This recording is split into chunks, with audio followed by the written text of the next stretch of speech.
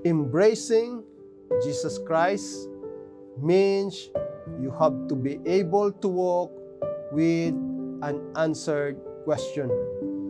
Today, napakaraming katanungan sa buhay natin.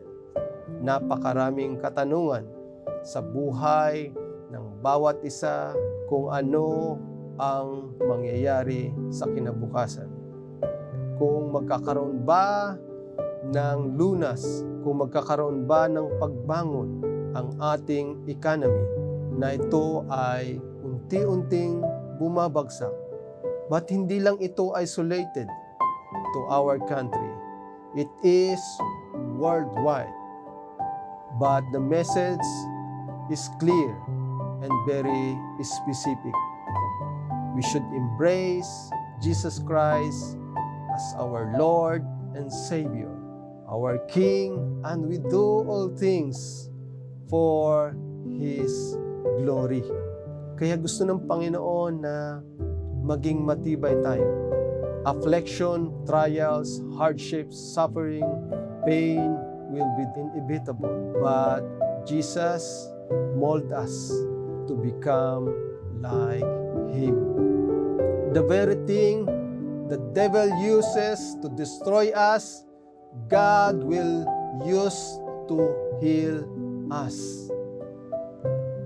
Sometimes, God uses crisis to humble us and to make us remember His eminent power and grace.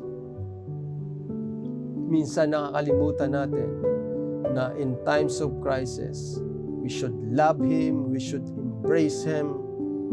The devil cannot stop us from staying connected to God because He is already defeated.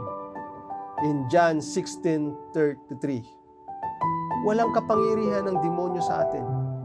Pero kapag hindi tayo naka-align, we don't surrender our everything to our God.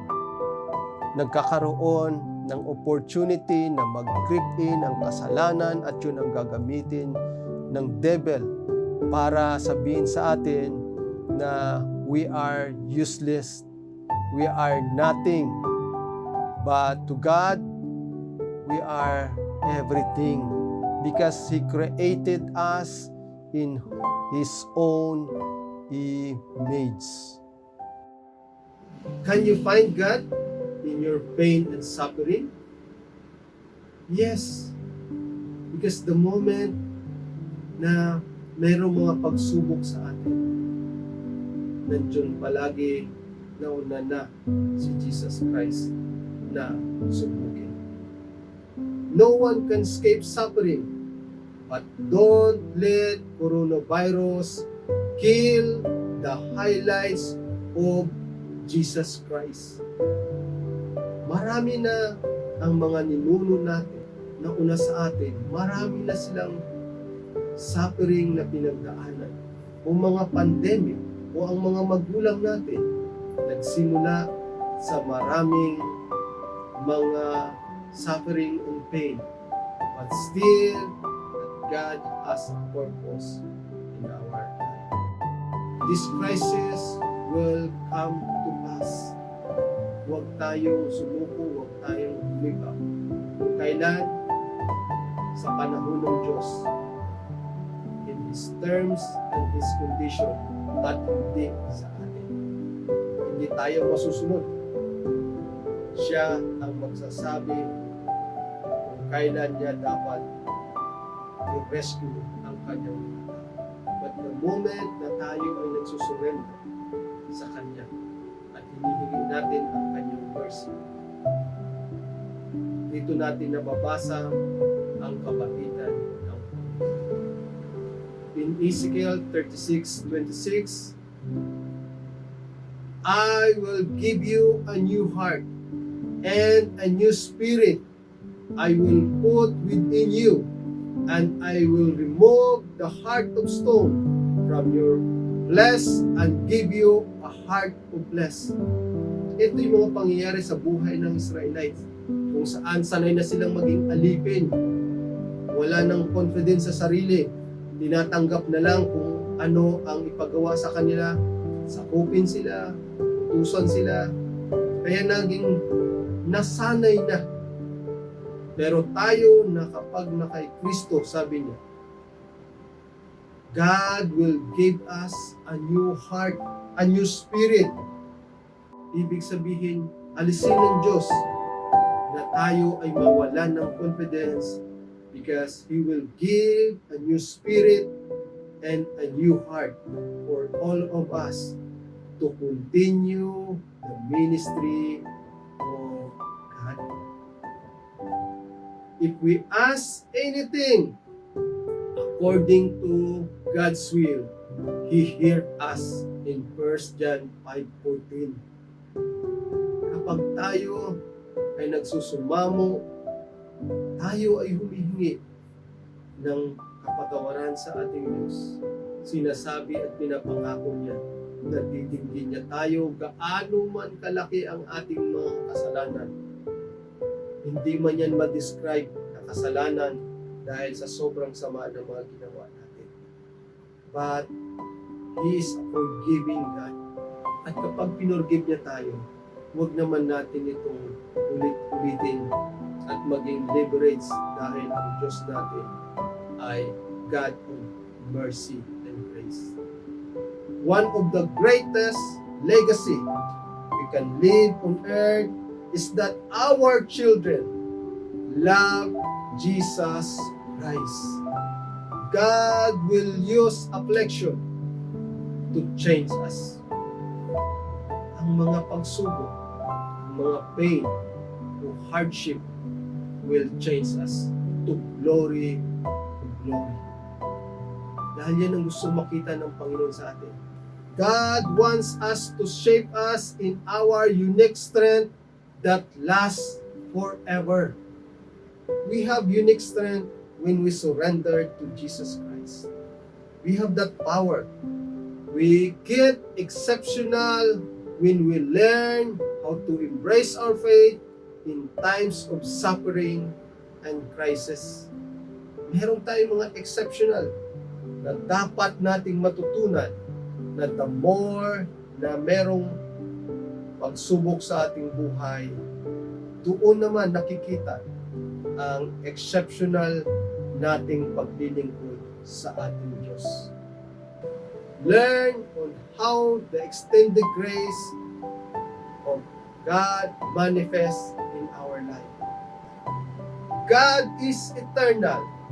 In Psalms chapter 90, verse 2, before the mountains were born, before you gave birth to the earth and the world, from the beginning to end, you are God. Kaya sa mga panahon ng mga pagsubok, maaasahan natin ang ating Diyos because God is eternal. Before the creation of this world, God is God. Kaya kaya nating humingi ng tulong sa ating Diyos. The things we cannot see will last forever. Yun yung pananampalataya natin. Yun yung tinutukoy in Hebrews 11:1. Na ang mga bagay na hindi natin nakikita ay pinaniniwalaan natin, it will last forever. Because it talks about our eternal life, our eternal salvation, our second life. The Bible describes a second life.